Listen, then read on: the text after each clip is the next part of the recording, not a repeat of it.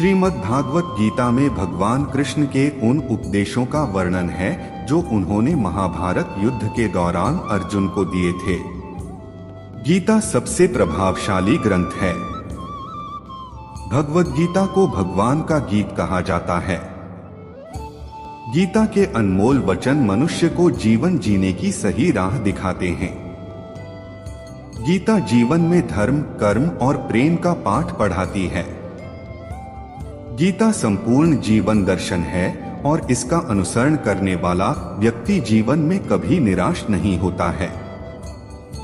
गीता में श्री कृष्ण ने कहा है कि मन का परिवर्तन करने से ही दुखों का अंत होता है।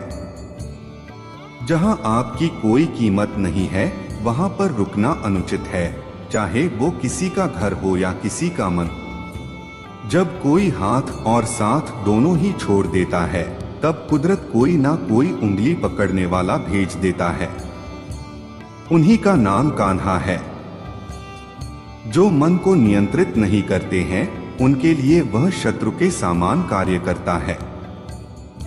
हे अर्जुन, व्यक्ति जो चाहे बन सकता है यदि वह विश्वास के साथ इच्छित वस्तु पर लगातार चिंतन करे। सिर्फ दुनिया के सामने जीतने वाला ही विजेता नहीं होता, बल्कि किन रिश्तों के सामने कब और कहां पर हारना है यह जानने वाला भी विजेता होता है। जो लोग बुद्धि को छोड़कर भावनाओं में बह जाते हैं उन्हें हर कोई मूर्ख बना सकता है। वक्त से पहले मिली चीजें अपना मूल्य खो देती है और वक्त के बाद मिली चीजें अपना महत्व। मनुष्य को अपने कर्मों के संभावित परिणामों से प्राप्त होने वाली विजय या पराजय, लाभ या हानि, प्रसन्नता या दुख इत्यादि के बारे में सोचकर चिंता से ग्रसित नहीं होना चाहिए। आत्मा पुराने शरीर को वैसे ही छोड़ देती है जैसे मनुष्य पुराने कपड़ों को उतारकर नए कपड़े धारण कर लेता है। जैसे जल में तैरती नाव को तूफान उसे अपने लक्ष्य से दूर ले जाता है, ठीक वैसे ही इंद्रिय सुख मनुष्य को गलत रास्ते की ओर ले जाता है। आपका विश्वास एक पर्वत को भी खिसका सकता है, लेकिन आपके मन का संदेह दूसरा पर्वत खड़ा कर सकता है। हमारा खुद पर विश्वास होना बहुत ही जरूरी है, क्योंकि हम अपने रास्ते पर खुद चलते हैं। वक्त कभी भी एक जैसा नहीं रहता है। उन्हें रोना भी पड़ता है जो बेवजह दूसरों को रुलाते हैं। अपनी इच्छा शक्ति के माध्यम से अपने आप को नई आकृति प्रदान करें। कभी भी स्वयं को अपनी आत्म इच्छा से अपमानित न करें। इच्छा एकमात्र स्वयं का मित्र होता है और इच्छा ही एकमात्र स्वयं का शत्रु है। अपनी पीड़ा के लिए संसार को दोष मत दीजिए, अपने मन को समझाओ तुम्हारे मन का परिवर्तन ही तुम्हारे दुखों का अंत है। खुद को कमजोर कभी नहीं समझना चाहिए। अगर आप गिरते हो तो उठने का प्रयास करो, लड़ो। पूरी निष्ठा से अपना कर्तव्य कर्म निभाओ, बाकी सब मुझ पर छोड़ दो। हो सकता है हर दिन अच्छा ना हो, लेकिन हर दिन में कुछ अच्छा जरूर होता है। धैर्य रखिए, कभी कभी आपको जीवन में सबसे अच्छा पाने के लिए सबसे बुरे दौर से गुजरना पड़ता है। रोना बंद करो और अपनी तकलीफों से खुद लड़ना सीखो, क्योंकि साथ देने वाले भी श्मशान से आगे नहीं जाते। समय जब न्याय करता है तब गवाहों की आवश्यकता नहीं पड़ती है।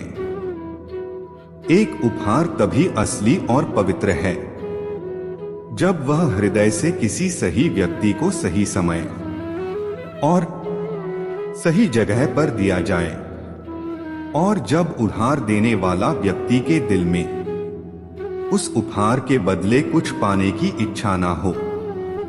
सुंदरता आपकी दृष्टिकोण में होती है। किसी को कीचड़ में खिला कमल भी लुभाता है और किसी को चांद में भी दाग नजर आता है। हे अर्जुन, जो कोई भी जिस किसी भी देवता की पूजा पूरे विश्वास के साथ करने की इच्छा रखता है, तब मैं उसका विश्वास उसी देवता में दृढ़ कर देता हूं। उदय किसी का भी अचानक नहीं होता। सूर्य भी धीरे धीरे निकलता है और ऊपर उठता है। धैर्य और तपस्या जिसमें है वही संसार को प्रकाशित कर सकता है। हे अर्जुन, स्वर्ग प्राप्त करने और वहां कई वर्षों तक वास करने के पश्चात एक असफल योगी का पुण्य एक पवित्र और समृद्ध कुटुंब में जन्म होता है।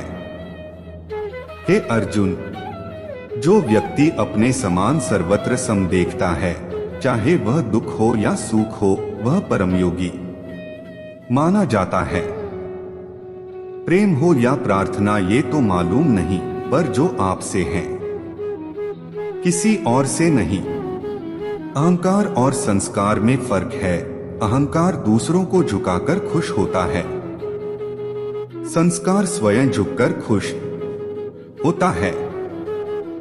सेवा सबकी करो मगर आशा किसी से मत रखो, क्योंकि सेवा का सही मूल्य ईश्वर ही दे सकते हैं।